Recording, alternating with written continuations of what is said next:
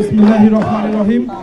সর্বপ্রথম শুকরিয়া জ্ঞাপন করছি মহান আল্লাহ রাব্বুল আলামিনের দরবারে।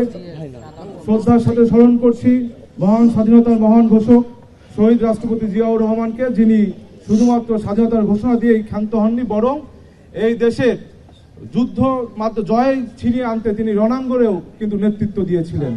কৃতজ্ঞতা প্রকাশ করছি গত 17 বছর যিনি অন্যায়ভাবে নিপীড়িত হয়ে কারান্তরীণ হয়েছে, কিন্তু 1 ন্যানো সেকেন্ডের জন্য বাংলাদেশের মানুষের প্রশ্নে আপোষ করেনি, সেই প্রিয় নেত্রী দেশনেত্রী বেগম খালেদা জিয়াকে।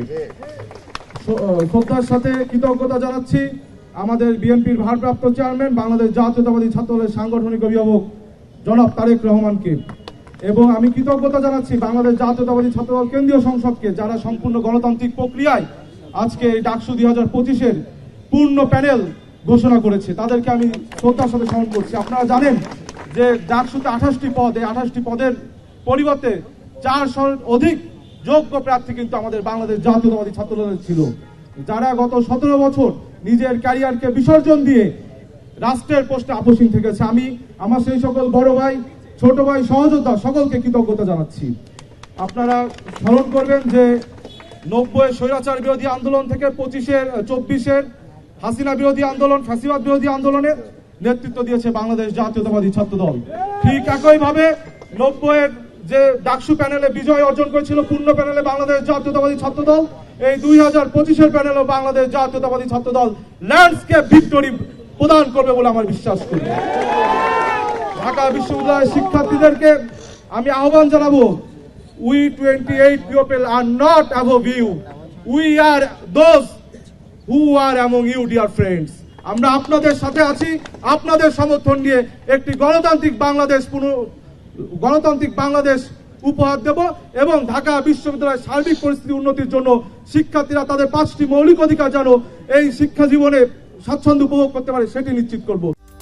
সর্বোচ্চ গ্যাস সাশ্রয়, যমুনা গ্যাস স্টোভ, আধুনিক, নিরাপদ ও দীর্ঘস্থায়ী।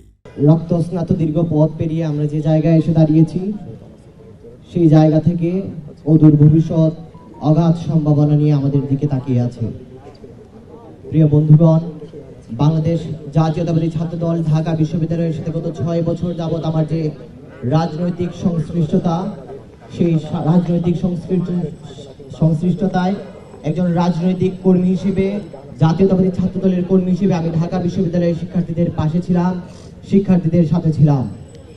আমার নেতৃবৃন্দ, জাতীয়তাবাদী ছাত্রদল ঢাকা বিশ্ববিদ্যালয় এবং কেন্দ্রীয় সংসদের নেতৃবৃন্দ সকল আন্দোলন সংগ্রামের সামনে থেকে নেতৃত্ব প্রদান করেছেন। গত 15 বছর যাবৎ সবচাইতে নিপীড়িত সংগঠনটির নাম হচ্ছে বাংলাদেশ জাতীয়তাবাদী ছাত্রদল।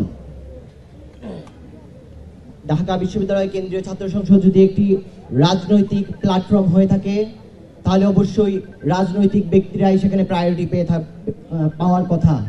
আমরা মনে করি দ্বিতীয় সংসদ হিসেবে পরিচিত ঢাকা বিশ্ববিদ্যালয় কেন্দ্রীয় ছাত্র সংসদে যারা দীর্ঘদিন যাবৎ রাজনীতির সাথে সংশ্লিষ্ট এবং ফ্যাসিবাদ বিরোধী আন্দোলনে শিক্ষার্থীদের পাশে ছিল, শিক্ষার্থীদের অধিকার আদায়ের সংগ্রামে লিপ্ত ছিল, তাদেরকে শিক্ষার্থীরা ভোট দেবে এবং জাতীয়তাবাদী ছাত্রদল সেই বিবেচনায় সবার সামনেই অবস্থান করবে।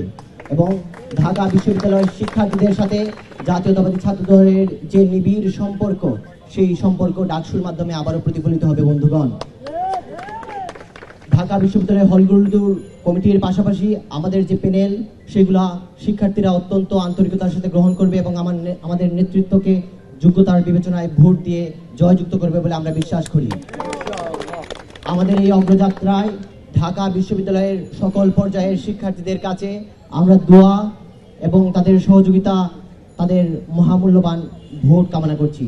বাংলাদেশ জিন্দাবাদ।